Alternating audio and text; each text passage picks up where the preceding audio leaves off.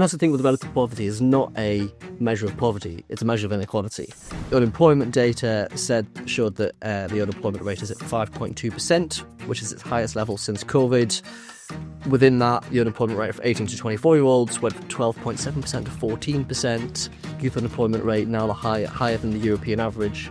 So many people see it through the model of exploitation by sort of evil billionaire employers or capitalists or whatever, and whose job is simply to push down wages and not to do anything else. Zach Polanski says, that they have that model in their mind.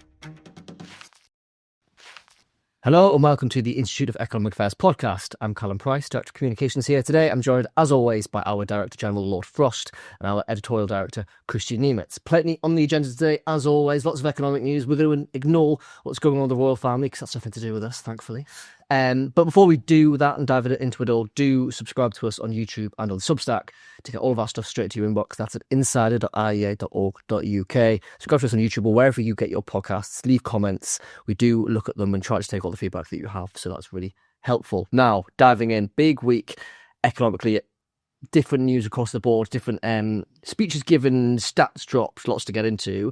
Firstly, we've had from Robert Jenrick, who is the new Treasury spokesperson for the Reform Party, the de facto shadow chancellor, depending on the way you look at it, has given a major speech about Reform's economic policy. And we've had a few discussions about where Reform going to land economically, and where are they going to stand on the sort of on the key questions. And Robert Jenrick gave us quite a good rundown of where that is going to be. So just to give a bit of an overview without redoing the speech, the first point he wanted to make was about stability and fiscal responsibility.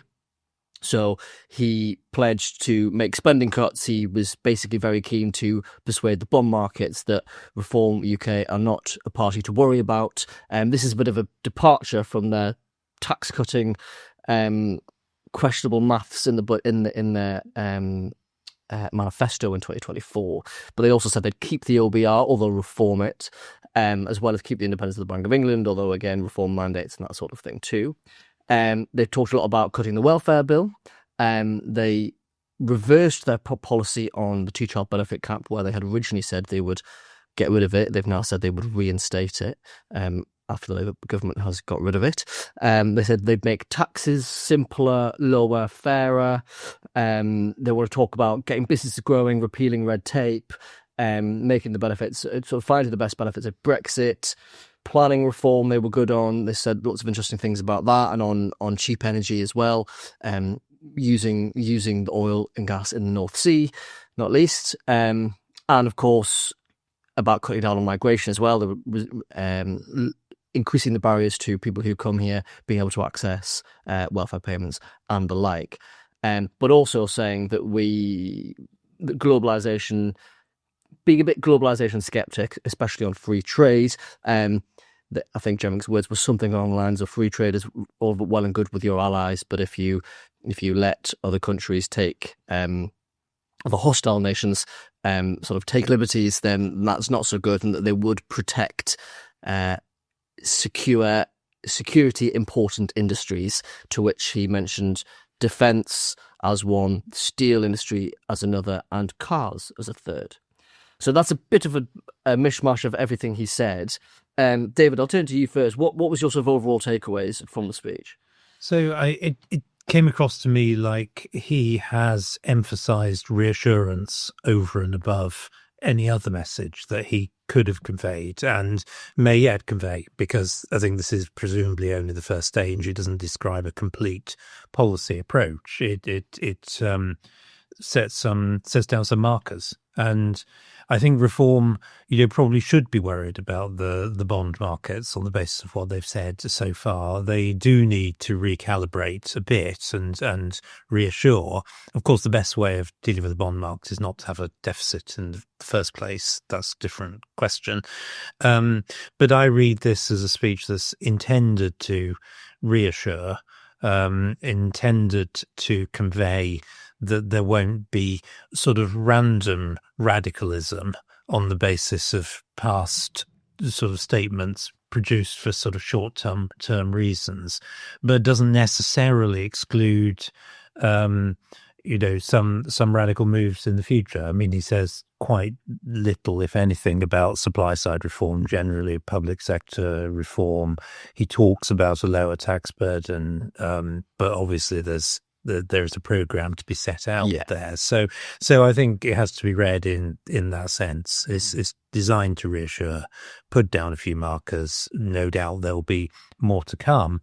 And we should remember that in their division of labour, of course, Richard Tice has responsibility for the kind of supply side, business department, energy side of this as well. So there might have been a bit of kind of respecting the division of portfolios that had only been announced the previous day. Yes, very true. Kristian, what's your takeaway?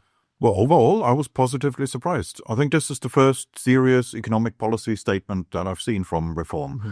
So I've criticized them on previous podcasts by saying that when they talk about economics, most of the time what they do is they start from a culture war position and then turn that almost accidentally into economics. And so the classic example here, they would talk about how they want to cut diversity roles in the public sector, diversity, equality, inclusion, DEI roles in the public sector, and frame that as a fiscal policy. Now, I agree with the policy as such. It's just that it's not a fiscal policy. It's clearly a culture war stance, the correct one from my point of view in this case. But if you look at the cost of that sector of these roles and you compare that to the size of the fiscal deficit, well, they're not even in the same universe. So that this isn't this is something that you do to signal to your support base, this is what we want to do, and this is good stuff, but it's not an economic policy measure.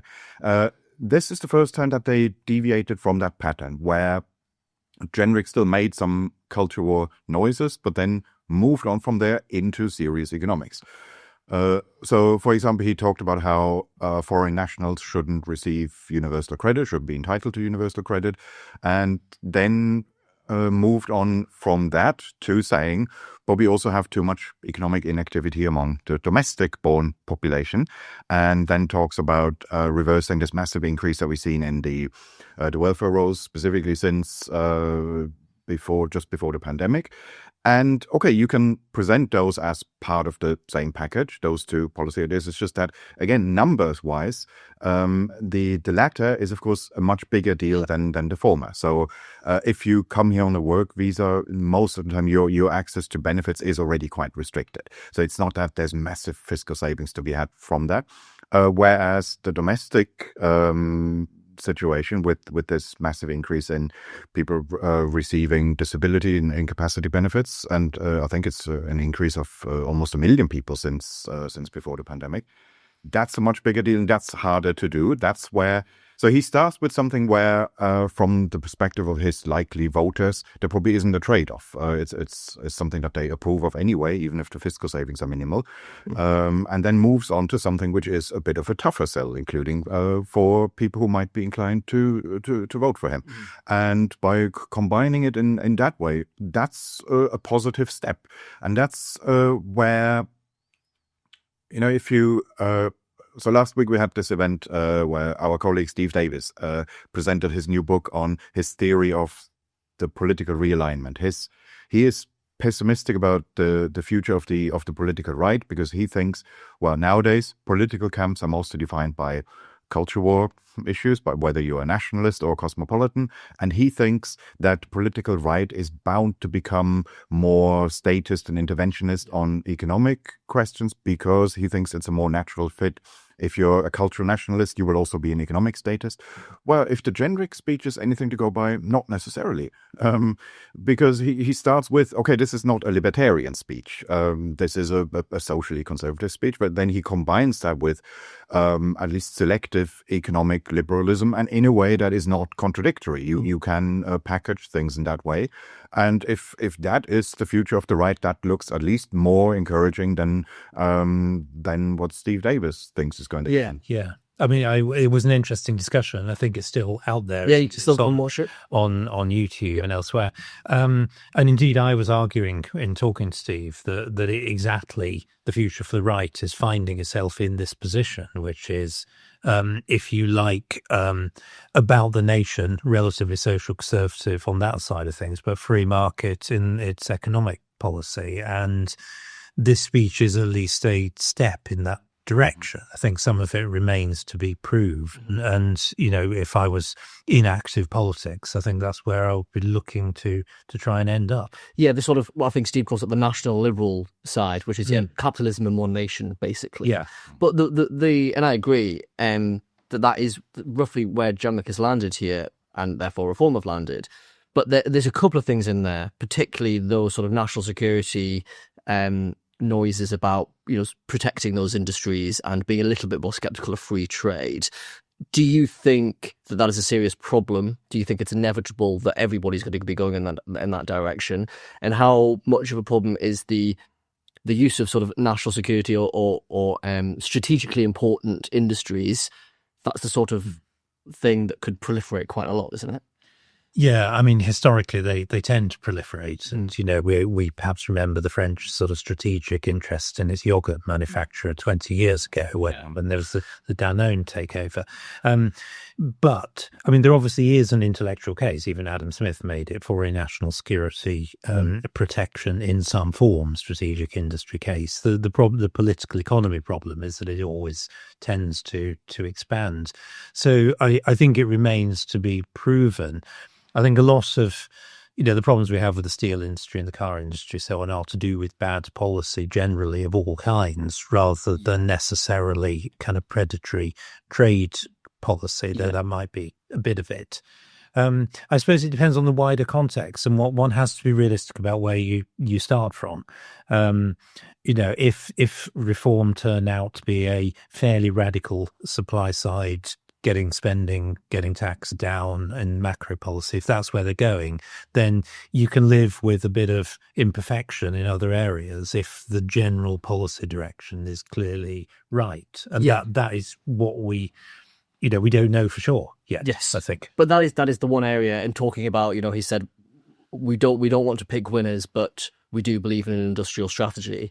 Like that is the area, the industrial strategy, the strategically important industries and the attitude to free trade are the areas where I think the IEA would be more skeptical of the overall platform that he set out. Because other than that, it was lots of, less spending, lower, simpler taxes, supply side reform, planning reform, energy cost, etc., etc. But that is the sort of one area to be wary of. But of course, it's not exactly like the Tories shied away from industrial strategy, or that any other right-wing party has shied away from that stuff as well. So we have to be, as classical liberals, we have to be sort of realistic about what we can get, and if a government comes in that is willing to tackle the biggest problems, which we think, Kristian yourself, certainly agree that it's the supply side problem, and then if that comes with a little bit of other things, then maybe that's not the end of the world. It's better than lots of the alternatives potentially, but also it's still not perfect. And we'll keep saying that free trade is still a good idea, and maybe nationalising steel isn't. Yeah, first of all, I hate this phrase, we're not picking winners, because every proponent of industrial policy says that. They all distance themselves from the industrial policies of the 1970s. Even a Matsukato-ite would do that. But then if this is followed by a but, this is a bit like, I believe in free speech, but. Yes. Just don't follow up with a but, and just leave it there. Yeah, everything before doesn't matter. But I mean, this passage in the Jenrick speech about globalization, free trade, that is the part which is least determined. So it's not at all clear what he means by that. It's not at all clear what specific policy measures would follow from that. This could be, there he's at a stage where you could still put this down to, this is culture war noise, this is really just a signal to his support base. I'm keeping an eye on these things.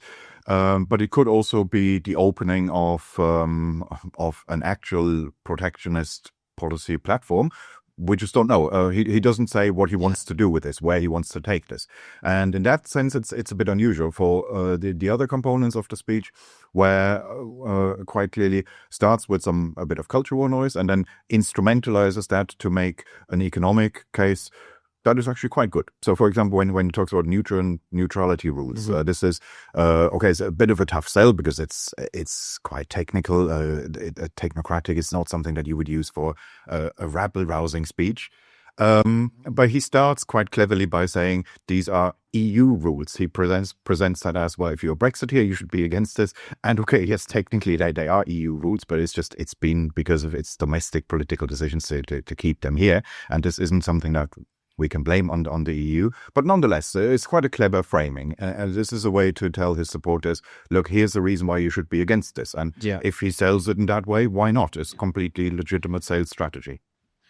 Yeah, I just wonder, I mean, on the car industry is another good example of where the policy detail really matters. Yeah. There's no doubt there's a decline in our car industry at the moment, but, a big part of the reason is obviously high energy costs generally on manufacturing, and also the crazy policy to kind of drive numbers on EV adoption, the sort of Soviet-style targets that they have to produce and sell, the support and subsidization of the necessary infrastructure and so on. If you had a sort of normal market-based policy, maybe you wouldn't need to think about protecting yourself from Chinese EVs, because the market would be responding much more to consumer preferences in an entirely different way. So I don't think he's saying here, tariffs and protection are always the way forward. I think he is saying Britain ought to have a successful car industry, and the gap between those two things and the tools used to get to them can vary hugely. Yeah, that's been the case with previous reform statements. I remember this, where they were talking about industrial policy, and of course I react a bit allergically to that expression, to that term.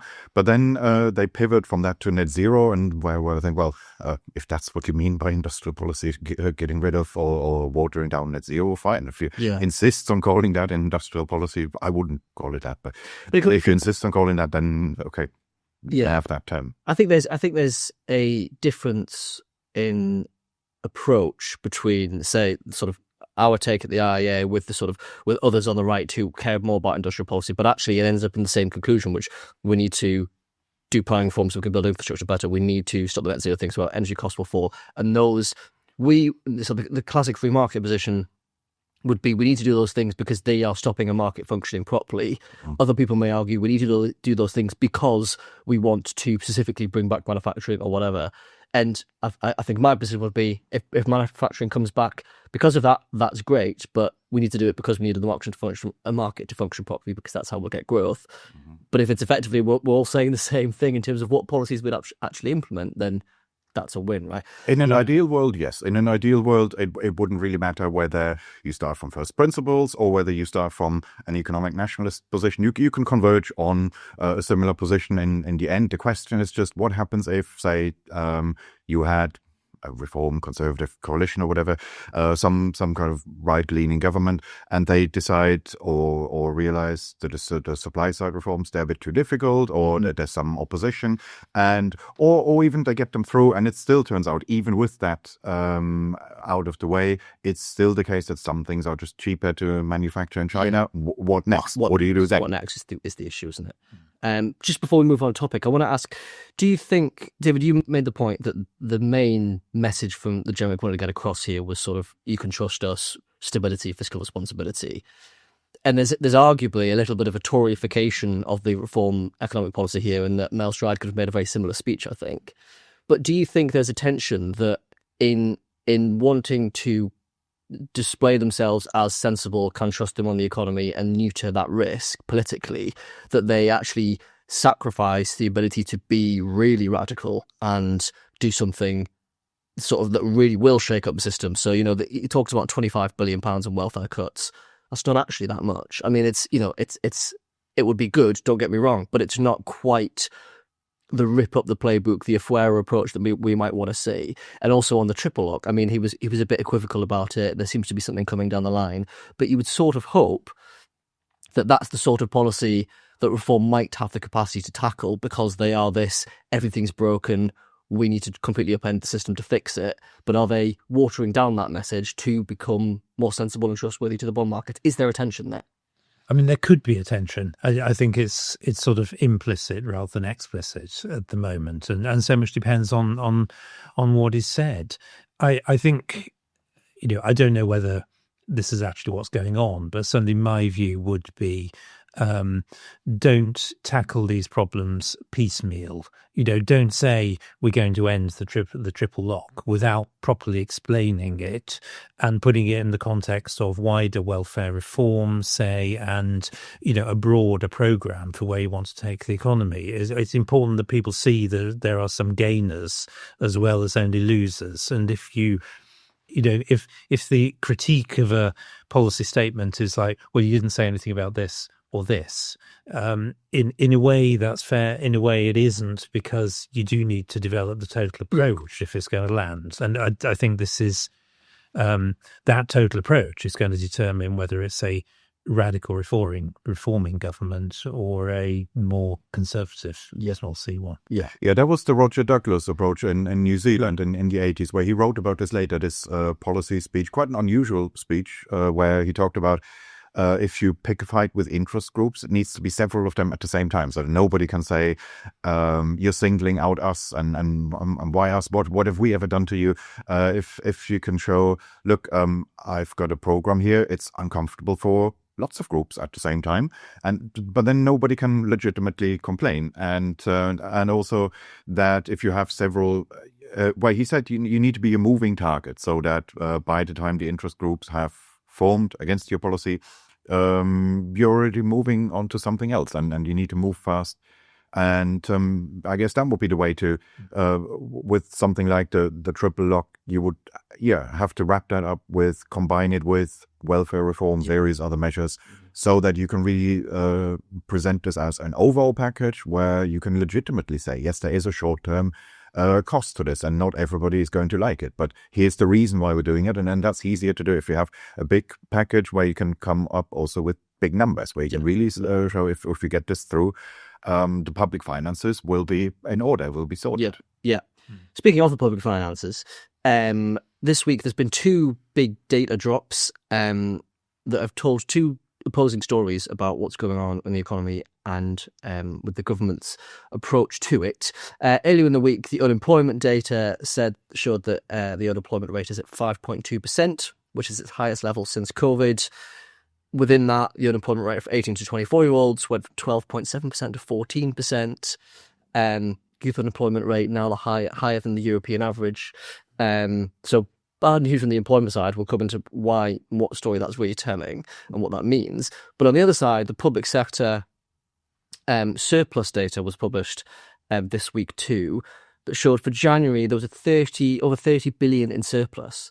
And we have to note that January, there's often a surplus in January because that's when everybody does their sort of tax returns. But relative to previous years, it was almost double the surplus from last year, which feels a little bit like the Chancellor's probably buzzing about this. And that's great. That there's more fiscal headroom, net borrowing down, etc., etc. David, what's going on here? How can these two things, obviously they're not completely linked necessarily, but what does this tell us about what's going on in the economy?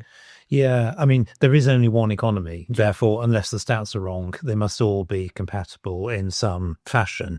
And, it's obviously much easier to explain the unemployment figures, which is exactly what you'd expect to see from the gradual tightening of the labour market over the last few years. Let's not forget the Employment Rights Act hasn't even come into force properly yet, and though we're probably seeing some anticipation of it in decisions, undoubtedly. So, we are gradually moving towards a kind of normal European labour market, continental European labour market, and we're getting normal continental European rates of unemployment and youth unemployment in particular. The public finance data, and actually there are also some sales data which were surprisingly positive, I think, today. It's harder to explain. I think, taxes have gone up. Therefore, one would expect to see more tax money coming in. I think there's probably been some timing differences of people's behaviour. They've disposed of assets earlier than they might have done, perhaps if they were leaving the country. Who knows? And the ONS note that January and February it's to some extent random when they get the cash in. for the January accounting. So you have to look at both months together, and maybe February will be a bit lower than people expected. Who knows? We have to wait and see. So to me, that's how you reconcile them. That there's some anticipatory behaviour of things going worse in the economy that in the short run is bringing in a bit more money. Kristian, what's your view? Yeah, I don't think it's just my natural pessimism when I say I put more emphasis on the negative labor market figures than on the positive fiscal figures. Because, well, in this case, I have a reason, which is that you would expect more timing effects, seasonal effects with the fiscal data than with the unemployment. So I can't see a reason why these labor market figures should be explained by some seasonal factor that's going to go away. Whereas with the fiscal data, there are reasons to believe that. There are reasons to believe that this is just an anticipation, and some tax revenue has been front-loaded and it will be lacking in the rest of the year. There's no reason to believe that we will get an employment boom later in the year because performance is bad now. And of course, people have warned about this. So this is much more in line with what was previously forecast. What's the reason why the fiscal data is in the news right now is that it does deviate from previous forecasts, whereas the employment figures, well, as lots of people have predicted, is that there would be a surge in unemployment, and now we're seeing it. And it's precisely this effect that we need to remember. We've had a period of 30 years or so where the unemployment rate was really consistently several percentage points below the EU average, and especially on youth unemployment, where this was really one of Britain's assets, where you could say whatever happens in the economy, we may have periods of low growth and weak productivity performance and all that, and fast-growing population. Doesn't matter. The labor market can always absorb people, can always churn out, create new jobs. And we've just taken that for granted for far too long. It wasn't really, whenever there was media coverage of the labor market situation, people focused relentlessly on the negatives. You would have Owen Jones on the BBC talking about how, yes, okay, we have job creation, but a lot of it is low paid. Some of it is in low productivity sectors. Some of it is insecure. Some of it is they don't always offer fantastic opportunities for training and career progression, all of which is true, but it's nonetheless in comparison. You did have the effect that France, Greece, Spain, they had this persistent problem with high unemployment, particularly long-term unemployment, particularly youth unemployment, which Britain just didn't have.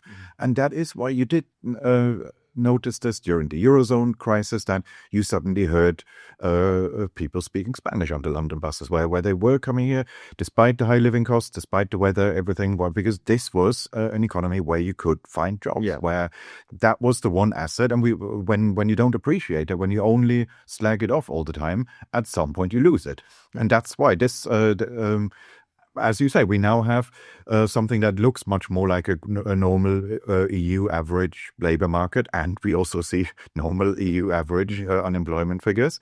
And if that difference that we had before with the EU average, the EU norm, if that isn't appreciated, if nobody defends it, well, it's not going to last forever. At some point, you're going to get rid of it. And I remember when the Employment Rights Bill Act, when that was still in the drafting stages, we had the panel on labor market economics here, where we had someone from the Resolution Foundation who was defending the changes. He said, well, look, I'm broadly on the same side as you guys. I also believe in a flexible labor market. It's just that the British labor market is so super flexible. It's so liberal. We don't have to worry about it. We don't even need to talk about comparisons with France or Greece. We're a million light years away from that. And well, it turns out, if you raise taxes on business to hire people, if you raise the minimum wage, if you mount the mountains of red tape that the Employment Rights Act does, then businesses do react to that shock. Interestingly, the government this week, somebody inside the government briefed out that they were considering a U-turn on the levelling the minimum wage for young people up to the same rate as everybody else shortly after the data, or around the release of the data. Which would be an interesting, would be a good idea, would be yet another U-turn from the government, but again, a U-turn that where you end up in the right position. is always welcome. But Starmer has since said, no, we're gonna crack on with it anyway. Do you think this is going to follow the pattern of other U-turns, David, where they've sort of said, float it, oh no, and then actually yes, because they look at the data and they see that this needs to happen? I mean, who knows? They've U-turned on so many things that anything could happen. And of course, you always deny a U-turn until you actually make the U-turn. So in a way, it doesn't prove anything one way or the other. I do think they know in their hearts they've created a problem, and they're looking at the figures. Whether they can really summon up the energy and the belief to do anything differently, I don't know. And of course, you if you hesitate on the issue and look like you don't want to do it and then do it anyway, you don't get the same behavioural effects in future, because everybody can see that you didn't want to do it and that you might do it again if conditions were different. And so people don't employ when otherwise they might have employed, because they're guessing what the future might yet hold. And this is the problem they've created by not setting out a clear kind of forward trajectory. I think this broader question of why we don't appreciate our labour market, I do think this is an area where the understanding of how a market economy works has got quite degraded over the years generally, and this is a particular area that so many people see it through the model of exploitation by sort of evil billionaire employers or capitalists or whatever, and whose job is simply to push down wages and not to do anything else. And that lots of people, as Zach Polanski says, they have that model in their mind, and I think that's why we don't appreciate it. In a way, it's the natural model. You have to explain why it isn't like that for people to appreciate it, and nobody's bothered, so we've lost it. Yeah. Moving on to more data topics, there's been a bit of a revelation this week that the poverty data, the child poverty data that we've been using, is basically based on dodgy numbers. So, first of all, it's always relative poverty that we speak about, which is obviously a problem for all sorts of reasons, not least that it basically looks better if people get poorer at the top end, which is obviously not what we want, and has no difference. Even if everybody stays on the lower end of the spectrum on exactly the same wages, the stats look better. Child poverty has decreased if everybody else becomes poorer. But putting aside the issue with relative poverty data for now, apparently the numbers that have been fed into that model are basically wrong, in that they've asked people how much they get from benefits, and they have not everybody, but lots of those people have underreported for whatever behavioural reasons. So, 190 billion in welfare payments was what was reported in terms of what was received by people, but what the DWP paid out was 234 billion. So 44 billion of welfare payments have gone missing, and we've been basing our assessments on child poverty based on there being 44 billion that we just haven't counted. This is a bit of a scandal, isn't it, David? I mean, so much of our economic stats at the moment seem to be a bit of a mess, and we know why, or some of the reasons why that is. So in a way, I'm not surprised by that. And sometimes these things are quite difficult to do, and you should appreciate there's going to be a margin of appreciation and some uncertainty, and that's why you shouldn't drive your policy by kind of mechanistic movement of the numbers. You should look at kind of what are you actually trying to do here, and what are the underlying mechanisms that might deliver your result, which is bringing people out of poverty. But we seem to have got into this very mechanistic thing where every policy is determined by how it changes the Resolution Foundation equality charts. Yeah. And if your numbers are wrong, then you're going to get bad policy if you do it that way. And that's the thing with relative poverty, is not a measure of poverty, it's a measure of inequality. Yes. So it's actually, if you want to lift people who are on the lowest incomes out of poverty, you shouldn't be looking at the relative poverty statistic. You should be looking at overall poverty, but also you should be counting that data properly. I mean, it's absurd, really. I mean, intellectually absurd. I think that if suddenly 10,000 extremely highly paid people came to the UK, that would pull up the median wage slightly and increase the amount of poverty, which is obviously nonsense. Yeah. It just makes no sense.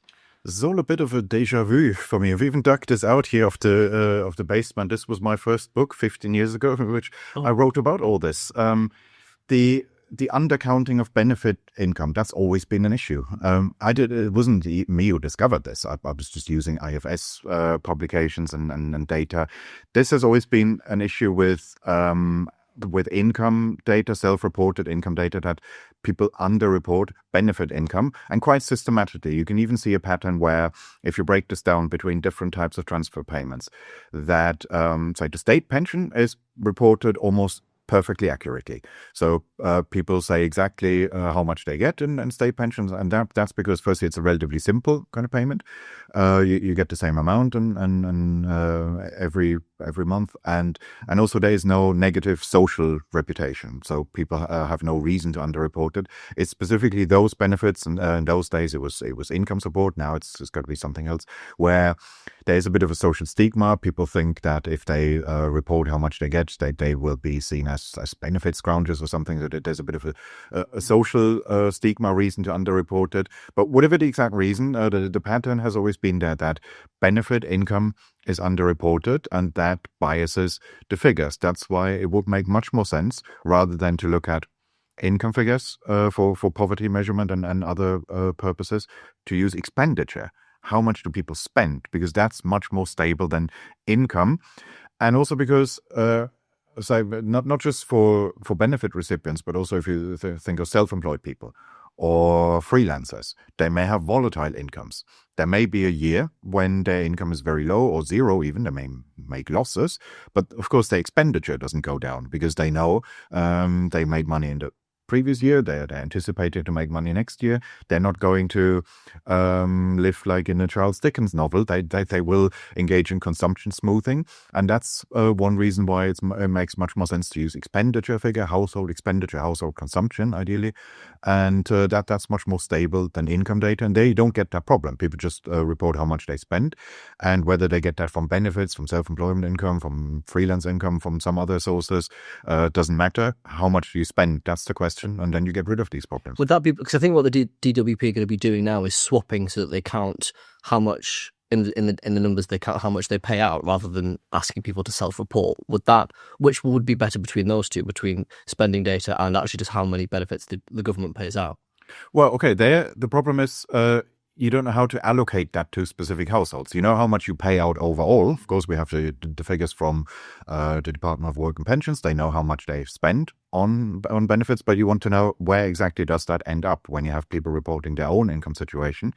Some households underreport their benefit income, some may not, and you don't know how do you adjust that correctly. You can't just assume that everybody underreports to exactly the same degree, and you can't just say, well, we'll add 20% to whatever you say. Mm-hmm. Mm-hmm. David, where else, you mentioned about all of our economic data being questionable. Where else do you think the bodies are buried? I mean, who knows? Obviously, by definition, you don't know where the problems might be hidden. We know there has been a problem at the ONS, the National Statistics Office, for a few years now, and of course they've done their own internal investigations. They brought in some outsiders to look at it. They've reduced the number of so-called innovative stats they produce, so they can focus down on the essentials. They seem to have had a collapse in respondent rates to surveys and so on, and not just in the UK. I think post-COVID has happened elsewhere. And, you just increasingly people are questioning how reliable this stuff really is. And this is going to appear in all sorts of places. The big macro stats that essentially depend on sort of Treasury cash moving in and out, they're probably still going to be okay. But the stuff that depends on human behavior and people reporting what they do, I think there's real question marks about this now. And it goes, of course, not just economic data as well, because obviously the crime data, there's been lots of discussions about that. We've touched on it before, but the most reliable crime data we have is the crime survey of England and Wales, where people go and ask households, how much crime have they sort of dealt with, etc. Because the police recorded data has all sorts of problems with it, underreporting, etc., etc. But even the sort of, so if that survey model is breaking down, then it's going to have ramifications much beyond just the economic data. Yeah. Anyway, I think that is all we've got time for. So thank you both for joining me. As always, thank you too for watching and or listening. As mentioned earlier, do subscribe to us on Substack to get all of our content straight to your inbox. That's at insider.iea.org.uk. And there's lots of exciting reports, events, podcasts and more coming down the line. So don't miss out on any of that. Thank you for joining us. We will see you next time.